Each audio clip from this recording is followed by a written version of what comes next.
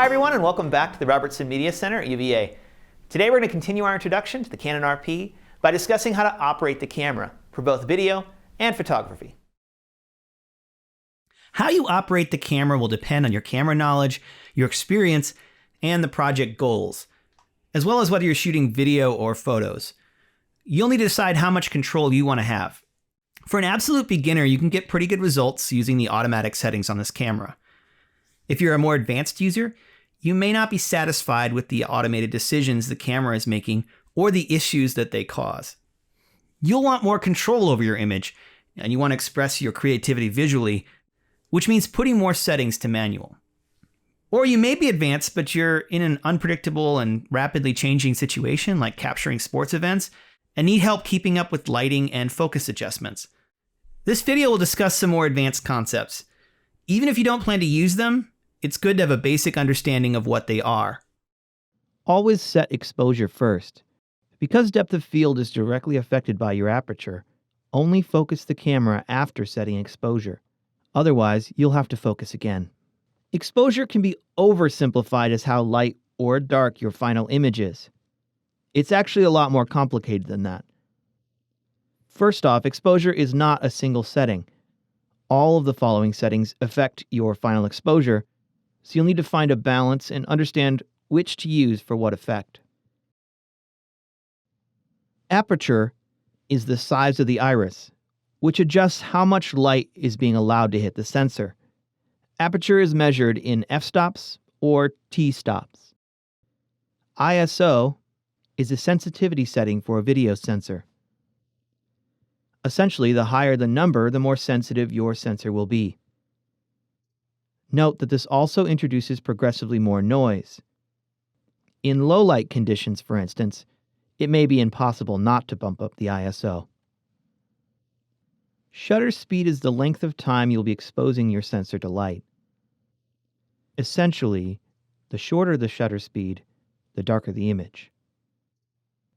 We recommend starting with the denominator, or bottom number, as about double your frame rate. For example, at 30 frames per second, choose 1/60. To set your f-stop, ISO, or shutter speed, you'll need to be in one of the more manual modes. Then, you can select them on the touchscreen monitor and adjust. Shutter speed can alternatively be adjusted with the scroll dial on the handle. Your f-stop can be adjusted with the thumb scroll dial next to the shooting modes. To turn on auto exposure in movie recording mode, head to the menu. On the first page of the camera menu, you can find shooting mode. Here you can select manual or auto exposure. For auto exposure on photos, select one of the numerous options to automate all or just select settings on the shooting mode dial. Scene Intelligent Auto, A, which is full auto, is the most automated versus full manual, M, that has no automated settings. Then focus your image. Autofocus has come a long way in the last decade, especially for photographers. Use the touchscreen to find focus like a smartphone by selecting a face or an object, especially in the default face object mode, or a single point or a zone using different autofocus modes. I won't go into detail about these autofocus modes, but if you want to know more, check out the link below. By default, you'll notice that the camera will continually try to focus, which can be loud and potentially distracting. To stop it, turn off the Movie Servo AF in video mode. You can find it on the touchscreen. But autofocus may work best with this on for your scenario. Another cool feature to check out is touch and drag that can transition from one focal point to another. For narrative filmmakers, I still recommend manual focus, especially if you're in a controlled studio setting. If you need to move quickly or in an unpredictable situation like sports or documentaries, autofocus on this camera could be a good option for you. To manually focus this camera, go in the menu to the camera options and navigate to focus mode. Here you can turn it to manual focus, MF. Now this can be pretty frustrating for veteran users who want to quickly switch between manual and auto, such as myself. And you'll notice on an RF lens, like this one, there's no longer a slider for manual to autofocus. Now the slider is focus to control. Make sure you set it to focus if you want to use this ring for focusing.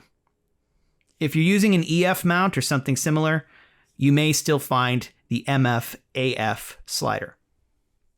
As you can tell, this camera is really set up for autofocus to be the default, and it's kind of difficult to set it up for manual focus. But it is there, just look in the menu. This is mainly because photographers in general are using autofocus more and more. Not all of them, but many are. And so this camera is somewhat set up for photography. If you're manually focusing, or if you're used to this feature, turn on the peaking focus assist. In the menu, you can find MF peaking. If you turn it on, you can select a color and high or low. This will highlight areas that are in focus in your selected color. This will help you tell if your desired focus is in focus. Again, for many RF lenses, such as this one, there is no AF-MF slider like you'd find in most previous lenses. When the slider's on focus, it will be usable to manually focus. But to be totally manual, again, you'll have to go back into the menu and turn focus mode to manual. If you can, zoom all the way in on a zoom lens. Adjust the focus ring on your lens until the image is sharp. Then, again, if using a zoom lens, zoom back out to the desired focal length. By default, the camera is on automatic white balance. This means it will continually change based on the lighting conditions and what's in the image. I recommend changing this to a preset or custom white balance setting, especially if you're doing video. You can find white balance in the Q menu. You're all set up? It's time to record.